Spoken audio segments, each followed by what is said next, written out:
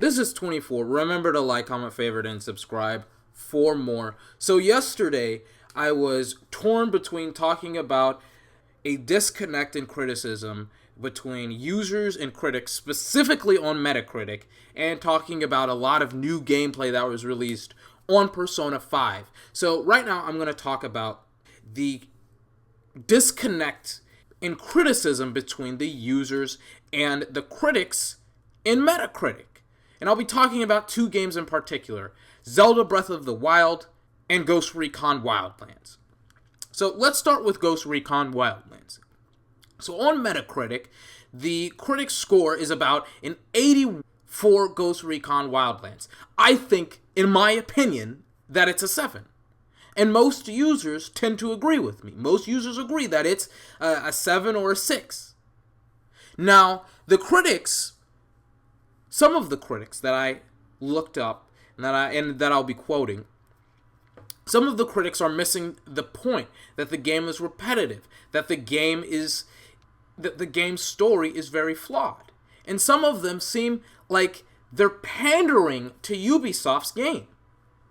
Which is weird because it kind of reminds you, it's such a huge amount of pandering that it's borderline fake news. Go ahead. That they're misleading you as a viewer to the point that it's fake news. So I'll be reading a couple of quotes here, and there'll also be the quotes on the websites, and the quotes will also be, and I'll also be showing the quotes that are on the websites, as well as I will have the websites of the critics in the description if you want to actually look up the quotes in these critics' reviews for yourself. Polygon, they said, it's only repetitive when played repetitively, and this is in reference to Ghost Recon Wildlands. When you allow yourself to get comfortable with a tactical pattern. The problem with that quote is that what Polygon is saying in their pre-review is that if you play the game in the same style that is effective or not effective, it will get repetitive instead of changing the game yourself. The game's supposed to already be different. It's not supposed to be uniquely repetitive. You shouldn't have to do things to the gameplay to make the gameplay not repetitive. That's like what happened with Metal Gear Solid New Ground, and how people were saying that you should replay the game hundreds of times to get hundreds of hours of gameplay out of it. That's exactly the same thing. That's ludicrous, Polygon. That's a ludicrous thing to say, Polygon. And next, we have a quote from Hardcore Gamer. The voice acting is top tier.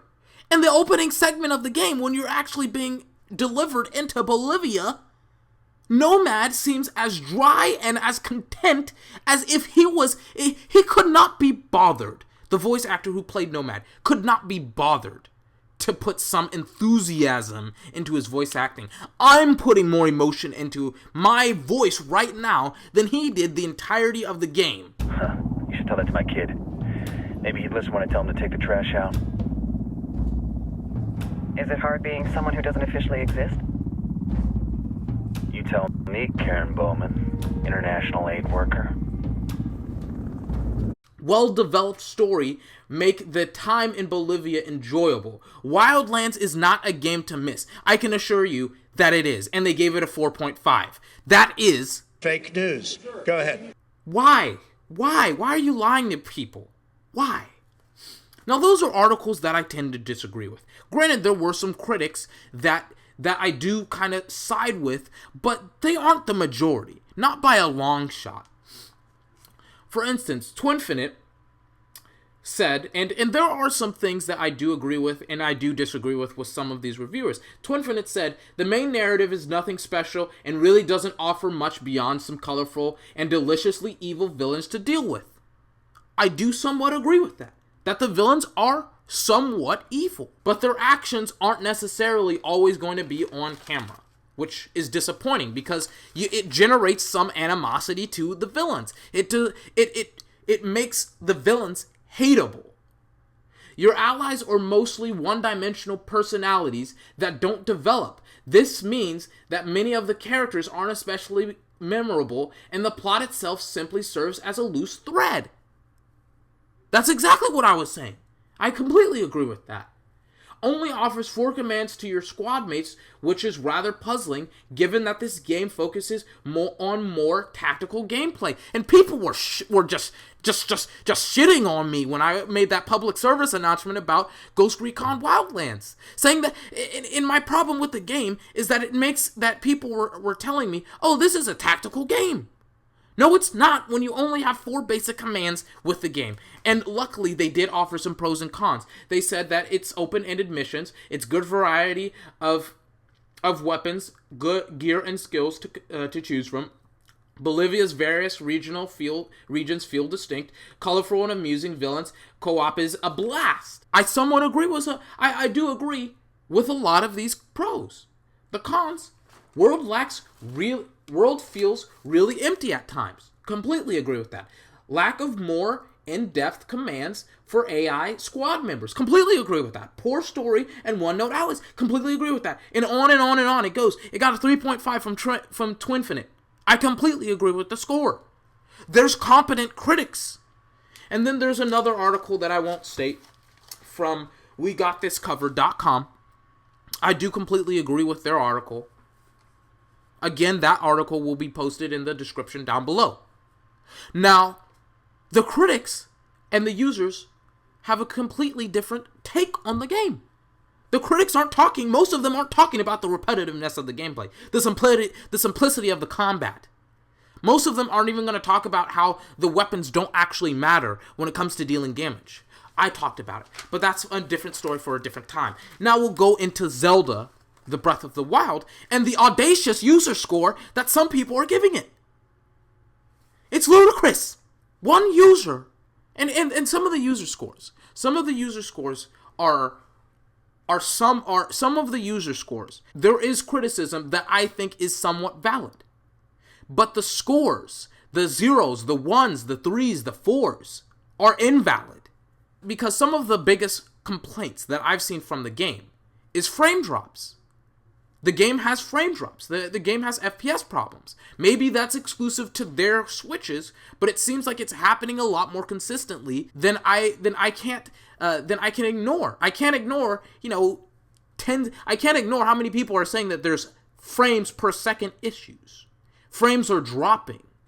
Now, low frames is a completely different issue. You bought the Switch. If you bought the Switch thinking that you were going to get a cool, crisp 30 frames per second, you bought the Switch for the wrong reasons. Everybody knows that Nintendo has terrible graphics. Everyone knows that you aren't going to get a sweet, smooth, locked-in 30 frames per second. Everyone knows that. If you think that you were going to get a 1080p 30 frames per second, you bought the Switch for the wrong reasons. But there are some illegitimate complaints about the game. Like, one person wrote that there's too much water in the game. What? Too much water? Are you kidding me? There's complaints about combat, about how the game's too difficult because the weapons break, even though that improves the gameplay quality. That makes the game harder. Naturally, instead of having to bump up the difficulty like you have to do in Ghost Recon Wildlands if you want to make the game better. There's comparisons to the Star Wars prequels, and how one person even says that the game is like Star Wars prequels in the sense that it's good until you realize that it's not good. When the Star Wars prequels weren't good at all. Come on. And there are some complaints that I know are just bullshit because they're non-descriptive. They just say, "Oh, this game is being praised by the Nintendo fanboys." Come on. There's such a huge disconnect between users and critics that it's borderline unreliant. You can barely rely on Metacritic to give you an actual interpretation of the game, because there's such a diverse landscape between the viewers, the users, and the critics. And to the critics who are saying that Ghost Recon Wildlands is an 8, a 9 out of 10, well, you're telling me, and IGN gave The Witcher 3 a 9.3 out of 10 or a 9 out of 10, which is absurd. It's a masterpiece. It's just 10 out of 10. You're telling me that Ghost Recon Wildlands is, let's say it's an 8. You're telling me that Ghost Recon Wildlands is in the same plane as XCOM 2. That's what you're telling me. You're Fake news. Go ahead. to the viewer, to the users who think that Zelda is a 1 or 2 out of 10 or 3 or 4. You're comparing it to Ride to Hell Retribution? Mentioned something about needing a long nap. Now, let me show you what a mechanic can really do. This girl can do a lot more than just start an engine.